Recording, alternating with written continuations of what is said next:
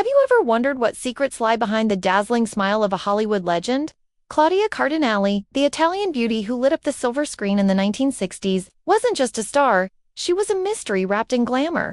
From her humble beginnings in Tunisia to becoming a global icon in films like The Leopard and Once Upon a Time in the West, her life is full of untold stories and hidden moments, captured in rare photos you've probably never seen.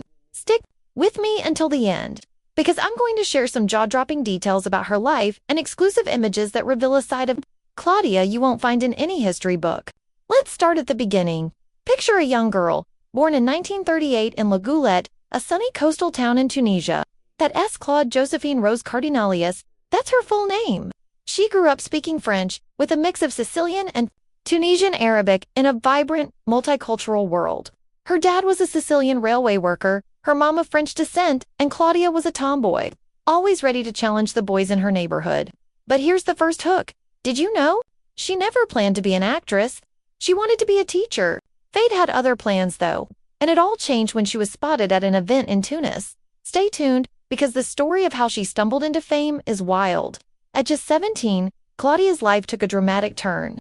She was at an Italian film event in Tunis, not even planning to compete, when she was crowned the most beautiful Italian girl in Tunisia. The prize, a trip to the Venice Film Festival.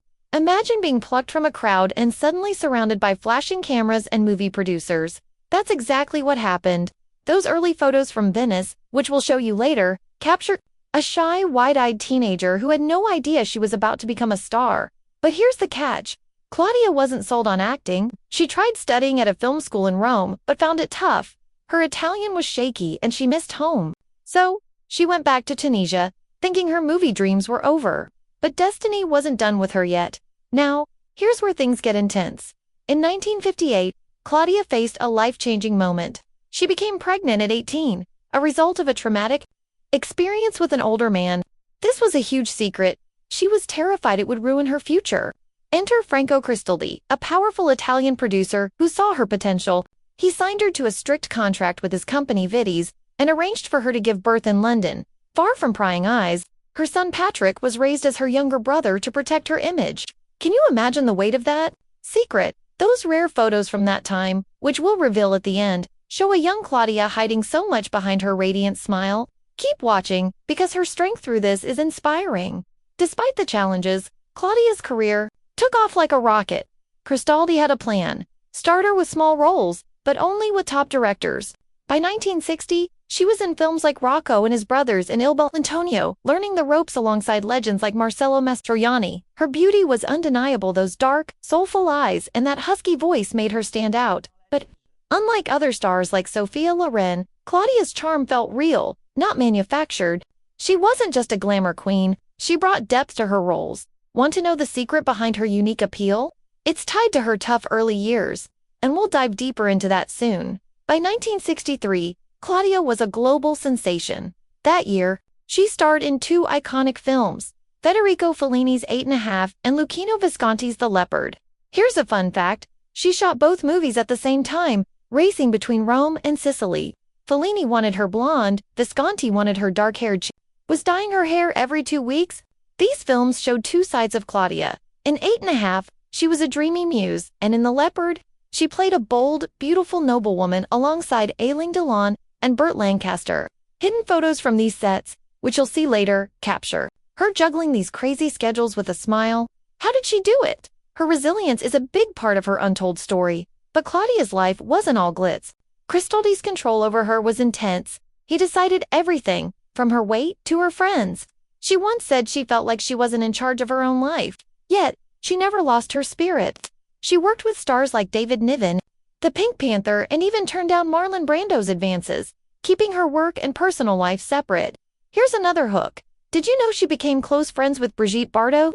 They starred together in a quirky western, and despite rumors of rivalry, they hit it off. Those candid photos of them laughing together are pure gold. Stay till the end to see them. Claudia's strength shone through in the 1970s. After splitting with Cristaldi, she found love with director Pasquale Squidier, who became her life partner. She kept making films, from Fitzcarraldo with Werner Herzog to smaller roles that showed her range. She also became a voice for women's rights, proving she was more than a pretty face. Her autobiography, I Owe Claudia, To Claudia, spilled some of these secrets, but the real magic is in the unseen photos from her personal collection. These images, which we've saved for the finale, show her as a mom, a friend, and a fighter, not just a star. So, why does Claudia Cardinale's story matter? She wasn't just a 1960s icon. She was a woman who faced huge challenges, language barriers, a controlling industry, and a heartbreaking secret. Tan still became a legend.